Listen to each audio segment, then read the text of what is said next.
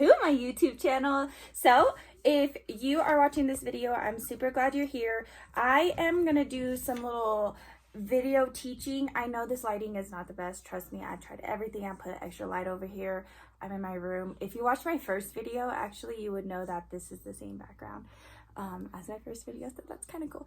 But so I'm just here to help students get through the break packets. I don't know what kind of break this is right now. I'm not even gonna try to understand that, but get through those break packets. If you have any questions, if you're a student, if you're a parent, my email, I'm gonna go ahead and put my email down below. You can email me at any time. I am home. I have a little 6-year-old and he's gonna be staying home, so I'm excited actually to see where this takes me as a teacher, because I love teaching, and this is going to be hard for me because I am a DI, direct instruction teacher, and this is different, but we're going to get through this.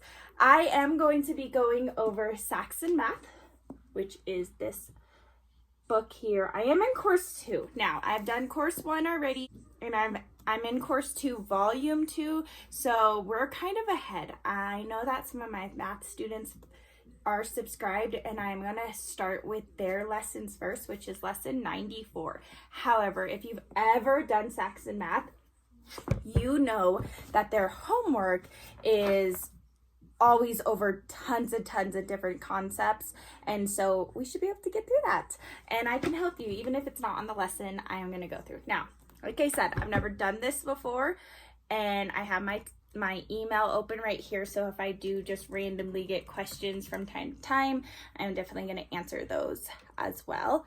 I have my little whiteboard here, so we're going to do it all together on the board, and hopefully we can get through this. So like I said, we are in the Saxon Math book. I am going to start with lesson 94. Lesson 94 is about probability of dependent events. Now, if you're not on lesson 94, if you're past that, if you're in course 3, if you are below lesson 94, if you are familiar with Saxon Math, it does give you in the homework questions previous lessons. A lot of the homework questions are previous lessons, so it does give you that, and I will be going through the homework questions one by one. So these are going to be a lot of videos, but I'm excited, like I said.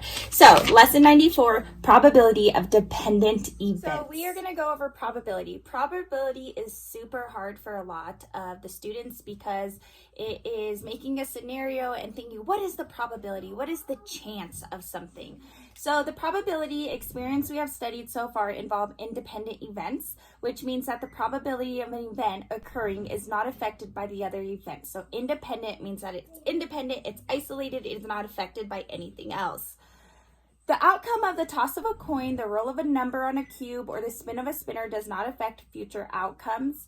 An event is an independent event if its probability is influenced by a prior event. For example, if a marble is drawn from a bag of mixed marbles and it is not replaced, then the probability for the next draw differs from the probability of the first draw because the number and mix of marbles remaining in the bag has changed. So let's think about the probability of dependent and independent. Independent means that nothing is going to change any type of that experiment. It's solely independent, it's isolated. Dependent means that it could change, and it will change depending on what was changed.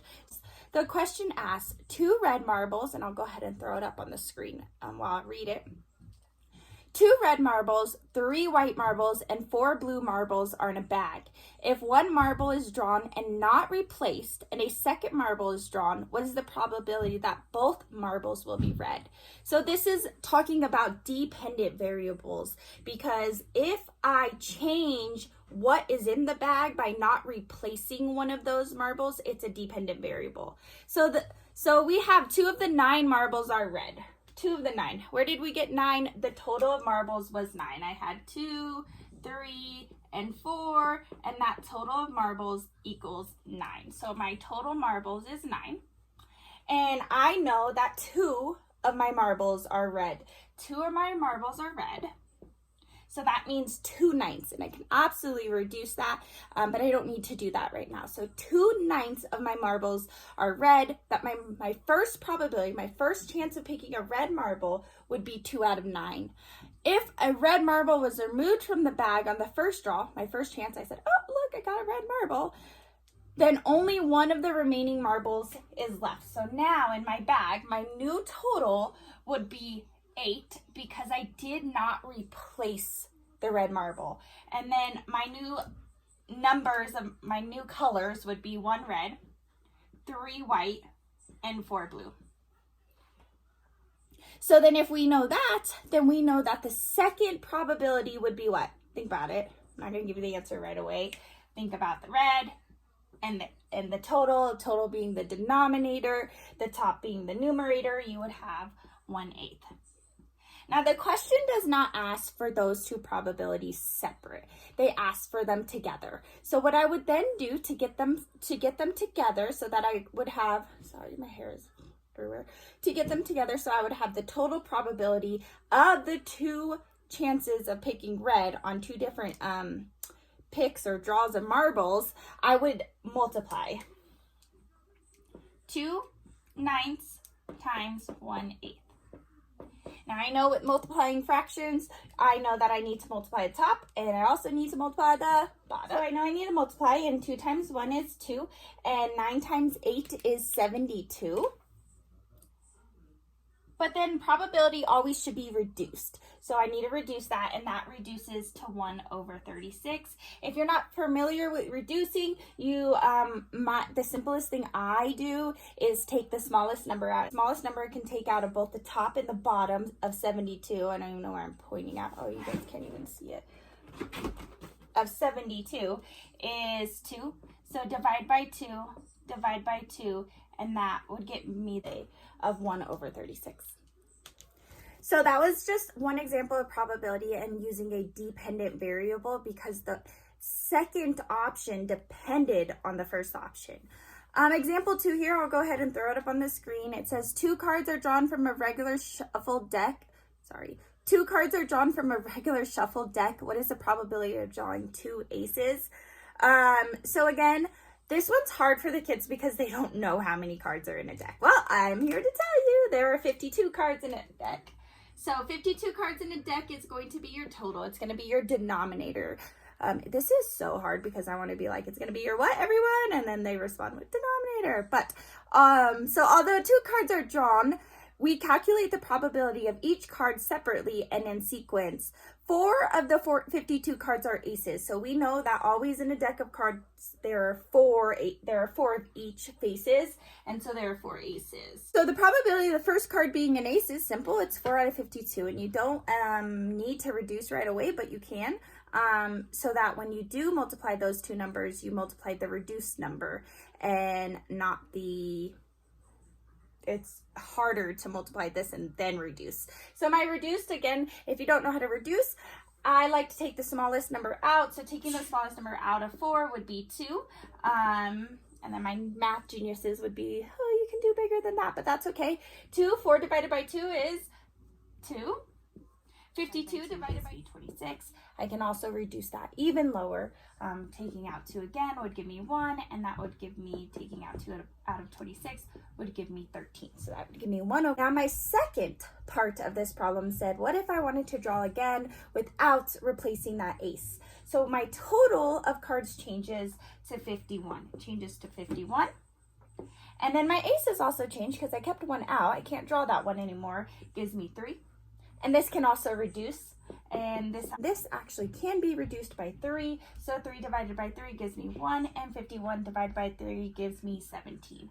Now I have 1 over 13 and 1 over 17, and I want to know the probability of both of these together. So I need to multiply.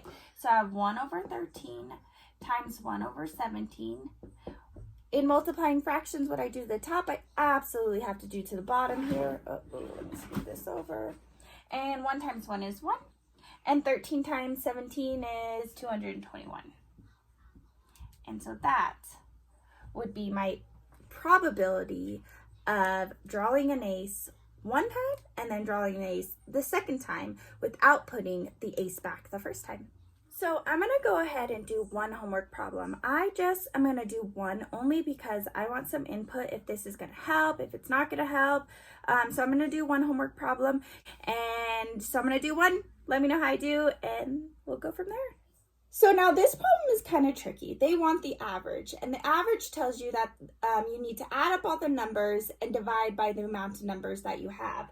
Now most students kind of mess up on this part because they look at the problem and they say they only gave me 2 numbers, but they didn't. They gave you 6 numbers. So how you break this down is you have 68 miles per hour for 1 hour. He went 68 miles per hour for another hour. Then he went 80 miles per hour for 1 hour, 80 miles per hour for 1 hour, 80 miles per hour for 1 hour, and another 80 miles per hour for 1 hour, which makes his trip a total of 6 hours. Now, the easiest way I would do this is you can definitely add up all of these, but I would use your prior knowledge and multiply. I would take, and I want to go ahead and multiply on the board just in case some of us are struggling with multiply. 8 times 2 is 16, carry your 1, 6 times 2 is 12, plus 1 is 13. Your answer for that would be 136. And then I would have 80 times 4, and we're going to multiply that. 4 times 0, that's a 0, I promise. 4 times 0 is 0. 4 times 8 is 32. You don't have to hold your place value in either of these because they're one single digits. And so now you have 136 and 320. We want to add those together and then divide by 6. So 136 plus 320 gives me 6. 3 plus 2 is 5, and 3 plus 1 is 4, 456. Then I would divide that number by 6. Now I'm going to go ahead and divide this number on the board as well because I feel like some of us struggle with dividing, especially long division. 6 doesn't go into 4, so I go over to the next place value. 6 goes into 45 7 times. 7 times 6 is 42, so I put my 7 up there. 42, go ahead and subtract those. 5 minus 2, 5, 4, 3, and then 0, and carry my 6. My next number is 36, and 6 times 6 is an even 36, so go ahead and put my 6 up there. My answer then is 76 miles per hour. Make sure you have that label there.